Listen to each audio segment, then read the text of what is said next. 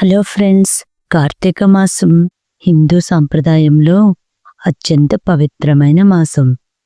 ఈ మాసంలో కార్తీక పురాణంను చదవడం లేదా వినడం అనేది మహాపుణ్యప్రదమైన కార్యంగా శాస్త్రాలు చెబుతున్నాయి. ఈ కార్తీక పురాణంను చదివినా లేదా వినడం వల్ల కలిగే ఫలితం ఎంత గొప్పదో తెలిపే కథను ఇప్పుడు తెలుసుకుందాం. ఒకప్పుడు వైకుంఠంలో గరుడు శ్రీ మహావిష్ణువును అడిగాడు, ప్రభూ, భూమిలో ఈ మాసం అత్యంత పవిత్రం.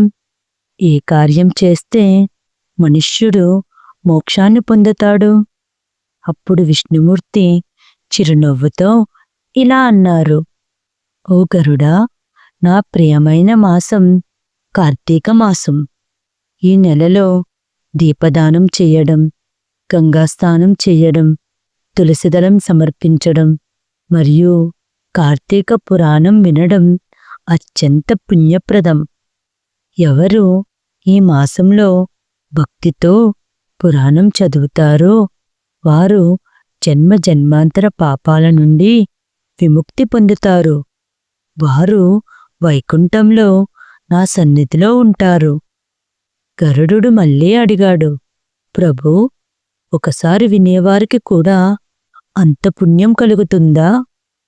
విష్ణు సమాధానం ఇచ్చారు, అవును గరుడా, కార్తీక పురాణం ఒక శ్లోకం అయినా భక్తితో వినేవారికి పుణ్యం కలుగుతుంది. ఆ పుణ్యం 1000 యజ్ఞాలు చేసినంత ఫలితాన్ని ఇస్తుంది. భూలోకంలో జరిగిన సంఘటన. భూమిపై సుధర్ముడు అని ఒక వృద్ధ బ్రాహ్మణుడు ఉండేవాడు. అతను ప్రతి కార్తీక మాసంలో గంగాస్నానం చేసి కార్తీక పురాణ పఠనం చేసేవాడు. ఒకసారి అతని పక్కింటి మనిషి నవ్వుతూ అన్నాడు, నువ్వు ప్రతిరోజు పురాణం చదివి ఏం పొందుతున్నావు? సుధర్ముడు నవ్వుతూ సమాధానమిచ్చాడు, దేవుడి కథ వినడం అంటే దేవుడి సమీపంలో ఉండడం. ఈ కర్మే మన జన్మకు అర్థం. కొంతకాలం తర్వాత ఆ వృద్ధుడు మరణించాడు.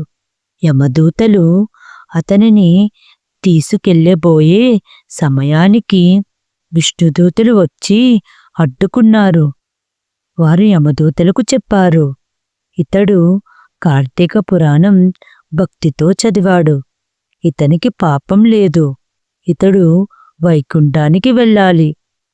అలా సుధర్ముడు విష్ణులోకానికి చేరి శాశ్వత ఆనందం పొందాడు.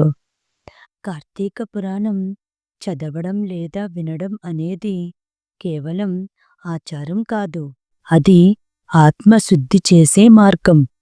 దీనివల్ల పాపనాశనం, దైవానుగ్రహం, మోక్షప్రాప్తి లభిస్తాయి. కార్తీక పురాణం వినేవాడు విష్ణుని సన్నిధిలో స్థానం పొందుతాడు. ఈ కథ నచ్చినట్లయితే లైక్ చేయండి ఫ్రెండ్స్. ఇటువంటి మరికొన్ని కథల కోసం నా ఛానల్ని సబ్స్క్రైబ్ చేసుకోండి. Thank you.